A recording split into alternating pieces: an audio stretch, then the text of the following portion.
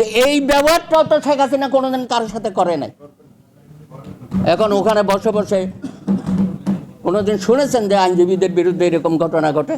আজকে তাদের বিরুদ্ধে 1 মাস পরে হয়তো আরও কঠিন রায় দেবে, আজকে বলছে যে এরা 1 মাস কোর্টে যেতে পারবে না।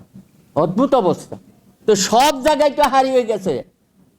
তো আমাদের তো এখন সংস্কারের কথা বলছেন, অমুক।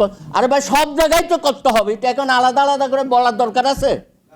প্রত্যেক জায়গায় তো ধ্বংস করে দিয়েছে। সুতরাং চুলছোড়া বিশ্লেষণের কোনো দরকার নাই। টিপু ভাই আছেন এখানে, আমি সারা জীবন আপনার দিকে তাকিয়ে থাকি। তো এখন আপনিও যদি আমাদেরকে বলেন যে এখন রবীন্দ্রসঙ্গীত গান, আমি রবীন্দ্রসঙ্গীত গাইতে রাজি না।